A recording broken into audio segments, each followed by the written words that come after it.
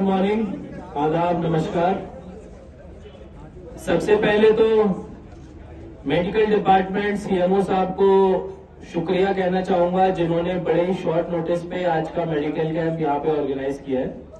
और हमारे जो डॉक्टर्स, मेडिकल फैकल्टीज इधर आए हुए हैं, आप सबका शुक्रिया। जैसा कि आप सभी को पता है, असर डोडा में एक बहुत ही जानलेवा और दुखद घटना हुई, जिसमें कई लोगों ने अपनी जान गंवाई। डोडा किश्तवाड़ में एक्सीडेंट्स कोई नई बात नहीं है, लेकिन जब सब जगह डेवलपमेंट और सुधार हो रहा है और एक्सीडेंट्स के केस में अगर हम सुधार नहीं कर पाएंगे तो ये हमारी नाकामी होगी और कई सारी इनोसेंट जानें इसमें जाती हैं। अभी यहाँ पे आरटीओ की टीम भी है, यहाँ पे ट्रांसपोर्ट यूनियन भी है। 2-3 बातें ही कहूंगा, उसके बाद मुझे भी जाना है। पहला जो मेरा पॉइंट है कि सभी ड्राइवर्स, मुझे उम्मीद है यहाँ पे ज्यादातर ड्राइवर्स हम पूरे दिन में बुलाते रहेंगे, क्योंकि अभी कुछ लोग आएंगे, बाकी लोग अपना ट्रिप खत्म करके फिर आएंगे।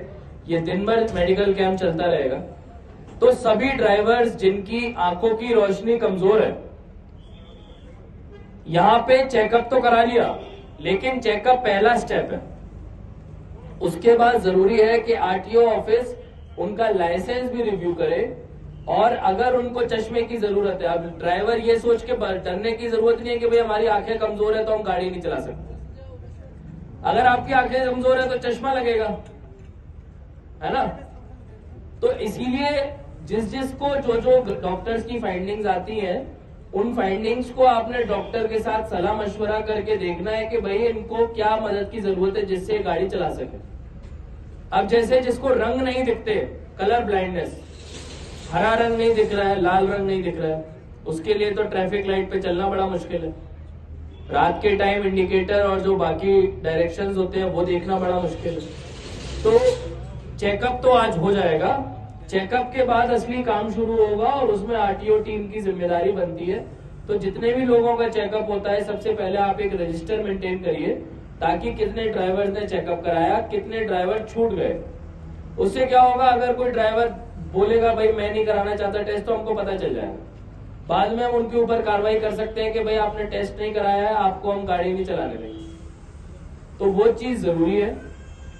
कल मैं बस स्टैंड पे आया था, तो बस स्टैंड में टॉयलेट के बहुत बुरे हाल है। ट्रांसपोर्ट यूनियन से मेरी गुजारिश है, हम लोग बेसिक सुविधाएं भी अगर नहीं दे पाएंगे लोगों को, तो हमारे रहने की क्या फायदा।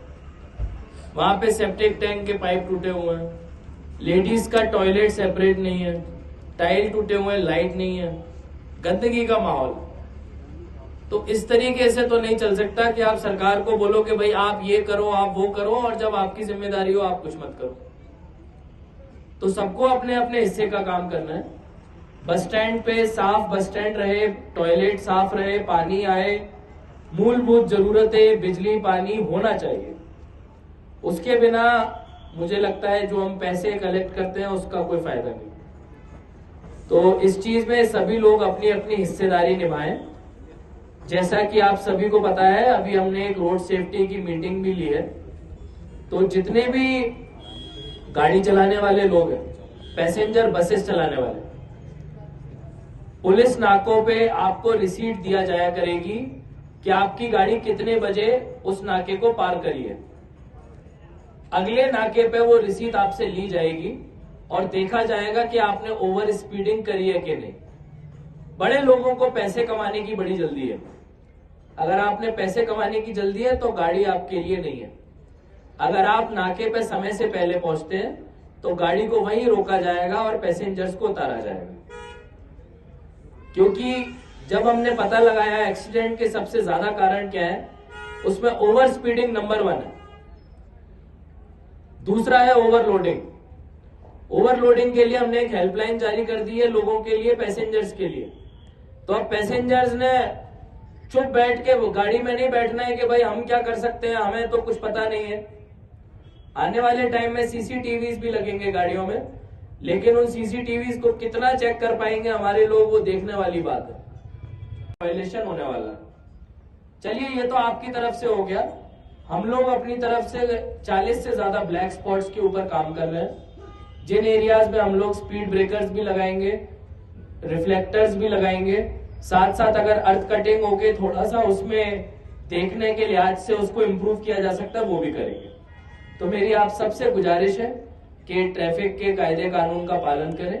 पुलिस के साथ, आरटीओ डिपार्टमेंट के साथ, यूनियन के साथ मिलके हम चाहेंगे कि किश्तवाड़ में आने वाले सालों में, महीनों में, दिनों में कोई एक्सीडेंट देखने को ना मिले, और उसमें आप सबकी बहुत बड़ी जिम्मेदारी है। तो मेरे को पूरी उम्मीद है कि यहाँ के सारे ड्राइवर्स लोगों की जिंदगी का ध्यान रखेंगे। आपके हाथ में उनकी जिंदगी होती है। जो इंसान बस चला रहा है वो कई सारे परिवारों की जिंदगी अपने हाथ में लेके चलता है, तो जिम्मेदारी का काम है ना। इसको हम ऐसे दरकिनार नहीं कर सकते। तो आप इस चीज को ध्यान दीजिए, और आज आप सब